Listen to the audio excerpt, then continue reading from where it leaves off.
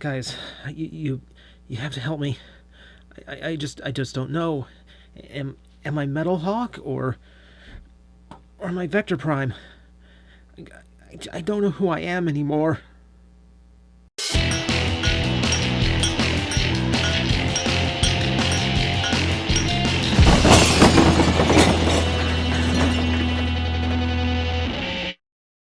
Now that we've moved into Power of the Primes, that means Titan Masters are the old hotness. We don't need them anymore.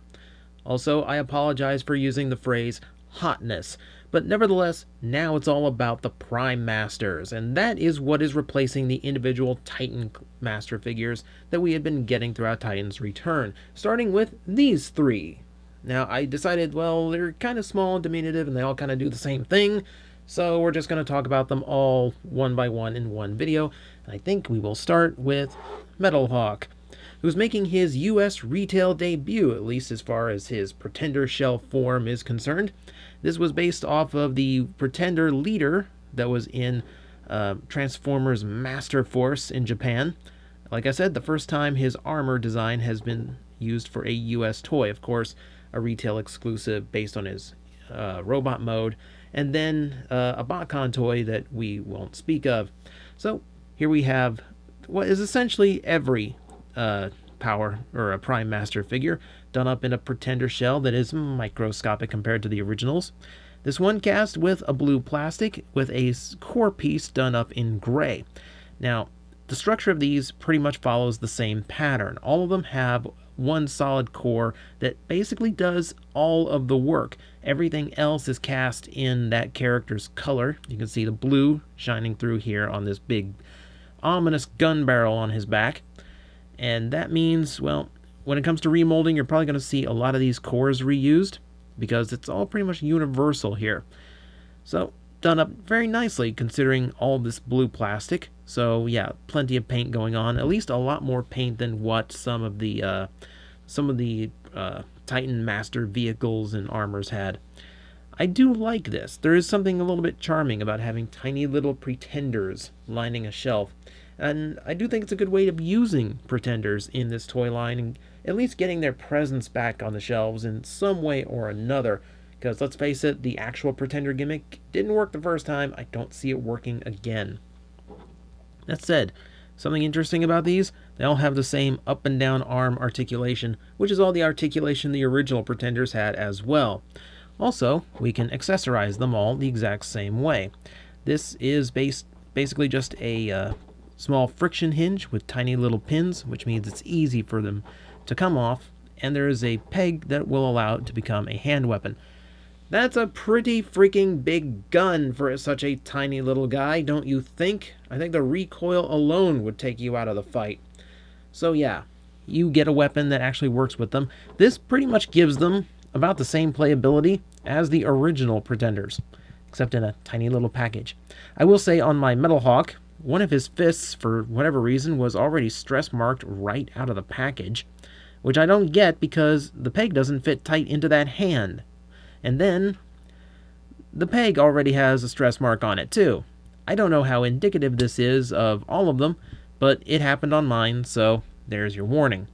Now, to the real purpose of these guys, inside they hold a Prime Master. Yes, I know it looks exactly like a Titan Master. Trust me, that little thing is a Transformer god. Just respect it. So, you pop out the diminutive little robot, and we'll take a closer look at it. And this is, to my surprise, actually designed after the actual internal robot for the original Metal Hawk, which I feel like is a very Takara thing, so they can market it as that character and just kind of put the Prime gimmick thing off to the side a little bit. Though they are using the title, so who really knows? So, overall, it's not a bad little design. Just like all of the Titan Masters, they have this same level of articulation, ball joints in the shoulders, which are actually, I noticed on these, much looser than they were on the originals, so a little bit more flexibility there. Ball joint in the head, of course. And then that double hinge at the knee, which is much tighter on these than it was on Titan Masters. I don't know what changed in the sculpting, but man, the tolerances on the legs are way tighter than they used to be. So, just like that, just like the Titan Masters. They fold over, and they don't form heads. This time they are forming matrix cores. So that sigil there in the middle, that's for Vector Prime. That's where we get the dual identities. So I don't care that these are marketed as the Prime names. What you're paying for is the fact that this is a tiny little Metal Hawk, which has a tiny little Metal Hawk shell, even though it doesn't transform into his jet mode. Even though he pretty much has just as much transformation steps as your typical Pretender robot. So he kind of has, strangely has a lot of traits of the original Pretenders. And also, on the Autobots who had human faces, they all seem to have the faces missing, and you can see the Titan Master or Prime Master face inside. That's a little bit neat, but it also gives him a tiny, tiny little face. So ultimately, I kind of wish they just put a robot face in there. Oh well, is what it is. Let's go ahead and take a look at the other Autobot in this set. This is Cloudburst, and this one was American release, so maybe you actually had a chance to own it. Maybe not. I don't know how old you are. So, once again, we're dealing with a different style core, and then all the red parts that creates the uniqueness of the mold and presents the toy itself. Arms, same articulation. This is going to sound very familiar as we go. He's got plenty of paint on him as well, representing the original Pretender shell. White on the thighs, a little bit of blue here, more of the off-white.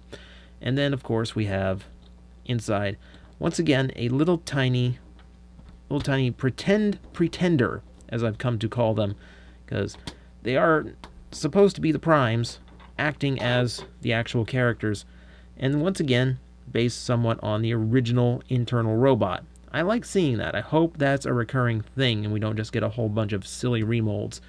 His Matrix mode is Micronus. There's a vaguely Minicon logo sigil. I kind of like that. And yeah, the gold actually looks nice to the red. So this makes a neat little Matrix, or, you know, a very weird face if you actually want to swap this in for somebody's head. So we'll go ahead and close him up and go ahead and talk about the third Skull Grin. And this one I'm connected to because I had a Skull Grin as a kid. So this took me back a little bit to have a tiny little one in hand. He is cast in the purple plastic, which you can see all over him.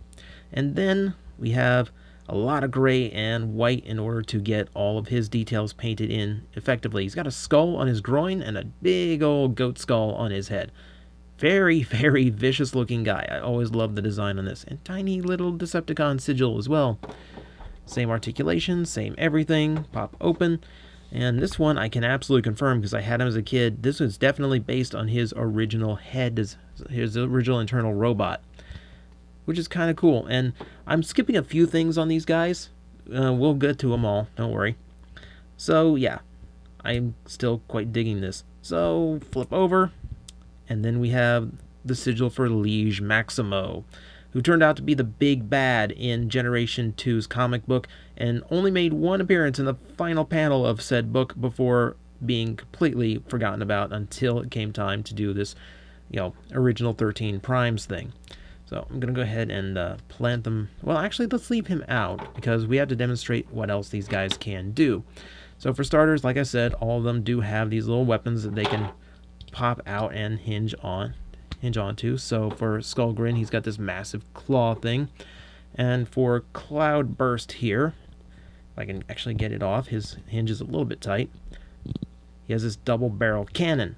These things are gigantic for the little guys, which makes them look a little bit ridiculous. In fact, that giant claw is probably the most practical weapon here because, it doesn't look, well, let's be frank, it doesn't look bigger than the guy holding onto it. This twin Gatling gun thing on Cloudburst is really cool and all. I'm not sure how much aim he's going to have with that thing. I don't know how much control the little guy is going to be able to hold onto with that. But it is just, it's ridiculous. It's fun. I'm glad that there's a little bit of accessory and a little bit of play value to them individually here. I do kind of worry about this, swapping these parts on and off like this, though, because I feel like that's going to wear down those little nubs on the hinges before long. However, there's one more trick to these because unlike the original Pretenders, these guys can actually transform on their own. So, We flip over, flip that down, flip down the little handle at his feet, and that's all you get. Okay, granted, they tried. They wanted to work something in, so they had a little bit more play value to them, and this is what you get. The weapon is on their back, they lie on their front, and the handle comes out their feet. This means they're a weapon for the larger figures now, and yeah, it's a wee bit ridiculous. You can tell they're trying to do a lot of things. We can also take the Prime Masters, and you can find a little home for them on here. These two little pegs there in the back. So you can actually mount the Prime Master on top. So the Prime Master either rides on top of the Pretender shell or inside the Pretender shell. You choose depending on the mode. I guess this makes the blades sharper now that a god is attached. I don't know.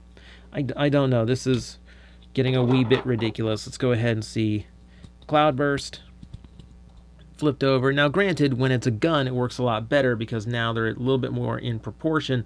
And this would still make a really heavy gun, like way bigger than Target Master. Like if you ever saw like how big Action Master weapons are, about like that. So that at least is cool. And for your larger figures, these are going to do you pretty well. And we'll finish off with Metal Hawk, who has the same giant rifle thing going on. I wish the arms did something on these. Like that's really bugging me. Like if they could flip up or flip down or whatever to actually seem like they're part of the transformation or have molding on them, so you could flip them out and like have a triple-barreled weapon of some kind. I don't know. It feels like they're missing a trick here. Like, something that would keep them all from having the exact same transformation. So that essentially is what you get from your Prime Masters in Wave 1. Now let's compare this here. So for starters, you have a lot more character to these. It's not just, a vague tank that turns into a vague jet.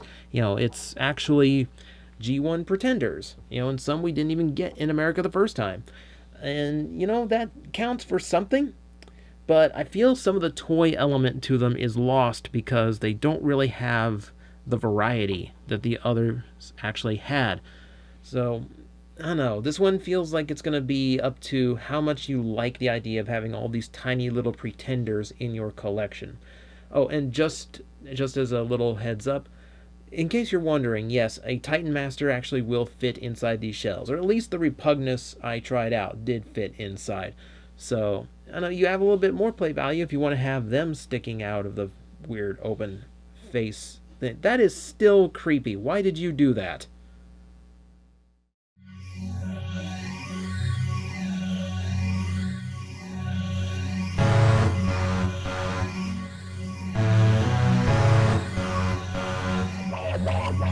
Wow.